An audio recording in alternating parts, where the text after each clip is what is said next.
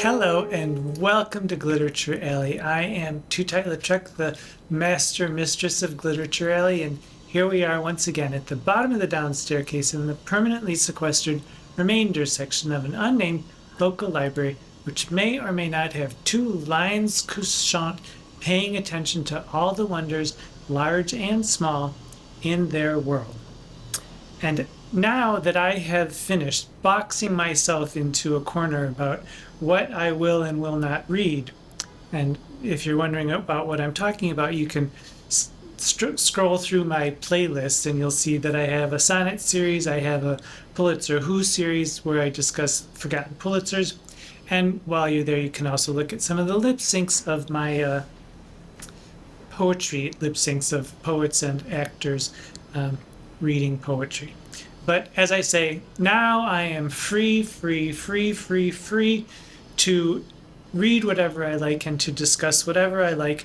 And I'm going to be reading things that I can discuss as a reader and reading as a writer. And you may ask, are there really two different ways of reading? Reading as a reader and reading as a writer? Well, maybe not, but we'll just pretend that there are two different ways of reading, and we're really big on pretend here at Glitterature Alley. And we will start with Emma because it is Jane Austen July, and I wanted to start my series with Jane Austen because she is dearly beloved of so many people, and particularly me. And when I say I'm reading as a writer, I'm looking for the man or the woman behind the curtain, or the quill as the case may be, to see just how they do what they do, and whether they do it well or whether they do it poorly. I'm looking at how other writers may be able to use the techniques in the fiction that we're reading to enhance their own writing, or to avoid the things that don't go well that other writers do that should at all costs be avoided. And I'm also looking to see if there is any kind of magic or what's behind the magic. Because often in that full immersion, when I'm reading I'm not often like saying I'm reading today as a reader and I'm reading today as a writer, but sometimes when I'm reading, as for instance in today's Jane Austen, I often find that I fall completely under the spell as a reader, to the point where I forget to look at how things are done and to look for the aspects of fiction that may or may not help other writers. And really I want to just find out, how does Jane Austen do what she does for today?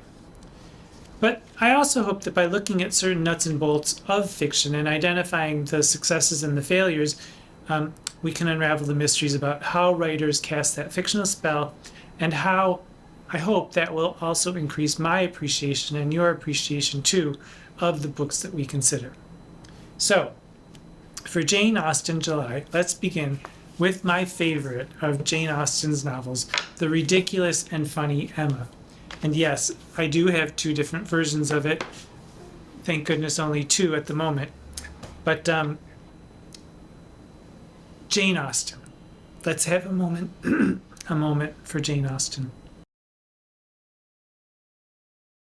I have read Emma at least 5 times, maybe 10.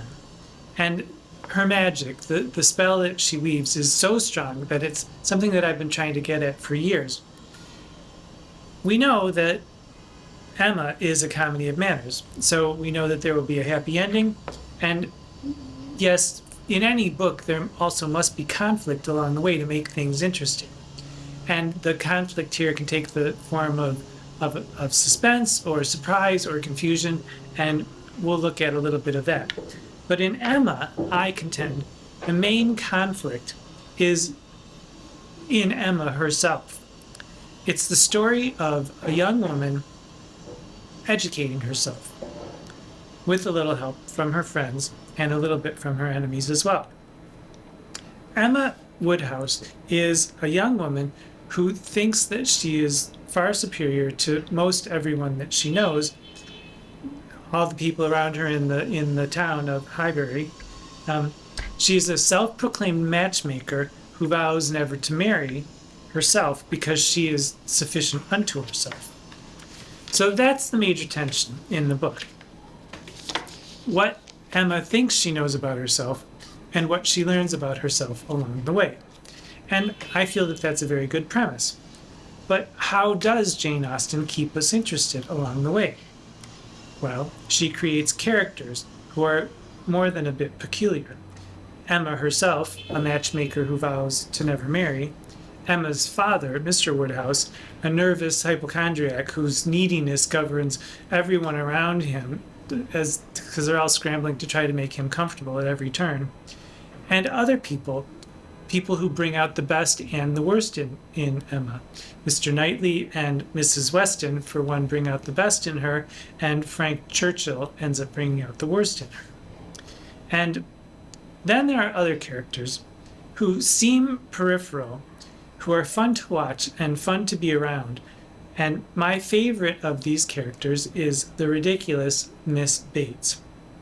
And as a reader, for me, it's simply fun to listen to Mrs. Bates as she blathers on about almost nothing. She inserts all these mundane details, and it's even fun to watch Emma as she makes fun of Miss Bates behind her back. And as a result,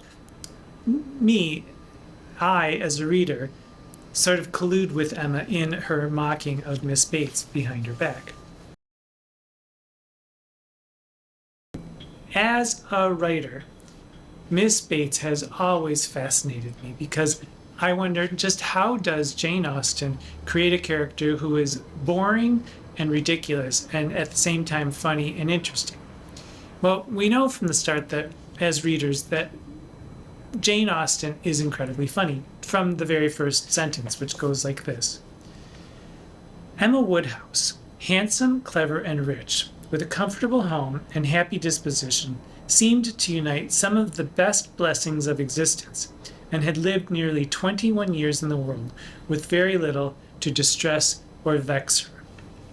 And now it may not seem uproariously funny at first, but when you unite all of these positive attributes, handsome, clever, rich, comfortable, and you get to the end of the sentence where we hear that she's had nothing to distress or vex her, we recognize her as the spoiled person that she actually is. And this distress or vex her sets us up for what may be coming further in the novel, which is a young woman who thinks very highly of herself, who will get her comeuppance.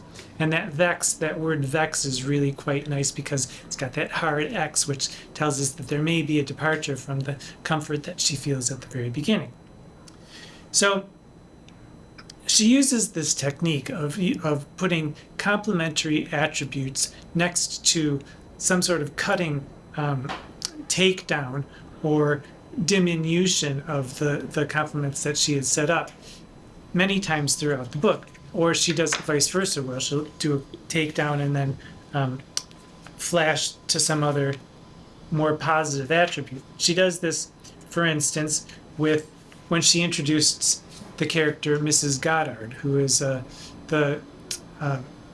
she runs a boarding house for young women, and this is how Emma describes her boarding house as a real, honest, old-fashioned boarding school where a reasonable quantity of accomplishments were sold at a reasonable price, and where girls might be sent to be out of the way and scramble themselves into a little education without any danger of coming back prodigies. So, and then again with Mr. Elton on when he first comes into view, she says this of him. He was a very pleasing young man, a man whom any woman not fastidious might like. So we know that Jane Austen is quite funny. And then when we first meet Miss Bates, Emma tells us that she had no intellectual superiority to make atonement to herself or frighten those who might hate her into outward respect. So poor Miss Bates, we know, is sort of a poor soul who people put up with, but she's really quite kind and seemingly harmless. So when we get to hear Miss Bates, Austen creates a sense of the tedium that Emma feels whenever Miss Bates has some sort of dialogue, or more like a monologue, because she takes over the whole room with her chatter. She repeats things needlessly. She goes off on unnecessary tangents. She adds a multitude of details that have nothing to do with the topic at hand. And she continues by saying what she said or what she was going to say, and then perhaps follows up a letter saying what she said about what she was going to say. And here is a rather long passage where we get the first real glimpse of Miss Bates. Emma has stopped by, hoping that there's no missive from Jane Fairfax, who is sort of Emma's rival in accomplishments and beauty, and Miss Bates is Jane's aunt.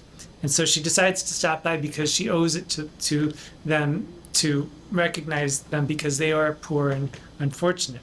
So she stops by, and Emma says, just to be polite, thinking that the answer will be no, "Have you heard from Miss Fairfax lately?" And Miss Bates says, "Thank you, you are so kind," replied she, the happily deceived aunt, while eagerly hunting for the letter. "Oh, here it is. I was sure it could not be far off. But I had put my housewife on it, you see, without being aware, and so it was quite hid, but I had it in my hand so very lately that I was almost sure it must be on the table. I was reading it to Mrs. Cole, and since she went away I was reading it again to my mother, for it is such a pleasure to her, a letter from Jane, that she can never hear it often enough. So I knew it could not be far off, and here it is, only just under my housewife. And since you are so kind as to wish to hear what she says, but first of all, I must really, in justice to Jane, apologize for her writing so short a letter, only 2 pages, you see, hardly 2, and in general she fills the whole paper and crosses half." And she goes on and on with this repetition of nonsense, that saying things that she has already said. And I found that this repetition in itself is funny, but it works many wonders. In poetry, we know that repetition reinforces the meaning of by the sound. It reinforces the meaning of words by the sounds. When we hear something that a rhyme repeats, or if a word repeats, it takes on a different cast. And in here, in prose, it seems to reinforce the humor. And if, for instance, this were just repetitive nonsense, it would be one thing. And any writer might easily go wrong by creating some sort of a character that is ridiculous in this way. They're quirky and they're funny, but they can be easily dismissed by laughing them out of the picture. And as a whole, that's just not enough for a character. And here is where Jane Austen's genius comes in. Silly, ridiculous, chatty blatherer that she is, Miss Bates functions integrally in the plot. She spills the beans about everything. Her information about Jane Fairfax in this exchange with Emma sets off in Emma's mind a hypothesis that ends up being thoroughly wrong, but which functions in the plot when the character Frank Churchill shows up, and he further encourages her and misleads Emma on this faulty hypothesis. And Miss Bates is the origin of this. Miss Bates is also, and I'm trying to avoid spoilers here for those who have not yet read Emma, but I'm trying also to be specific enough for those who have read Emma so that they know the points that I'm making. But Miss Bates is the person who, spoiler, blurts out that Mr. Elton is getting married. And it's Miss Bates who is central to the scene on Box Hill when Emma disgraces herself and humiliates herself in an attempt to be funny by humiliating Miss Bates. And it's probably the most dramatic moment, when Emma learns more about herself than she ever wanted to know. She's a little bitch, And she finally understands it clearly. And if she didn't, Mr. Knightley was there to help her figure that out. And as Emma attempts to make amends to Miss Bates for the severe wrong that she did her publicly in front of everyone, this is what brings Mr. Knightley and Emma closer together. And so I think it's one of the most crucial points in the book. And Miss Bates is inextricably linked to the plot. She's not just a silly character, which I used to think that she was. But having looked at it this way, I see how intricately linked not just Miss Bates, but every character in here is to the entire story. Every character pushes the narrative forward and is useful to it, and that's exactly what you want. You don't want some sort of silly character who just serves as a silly sidekick. So all this she does in Emma with a character who seems dull and dumb and boring, but Jane Austen makes her the most interesting character in the novel, which I think is magic. So I could go on for hours and hours and hours, not only about Miss Bates, but about Emma in particular, and forget about Jane Austen. I don't know if we have that many years left to discuss her, but I could go on and on and on, but I will not continue to go on and on. I will simply say that those who have not read Emma, please read Emma. And those who have read Emma, read it again and enjoy it. Immerse yourselves in the wonder that is Jane Austen, and always pay attention. I am Tootight Lautrec. Until we meet again. Mwah.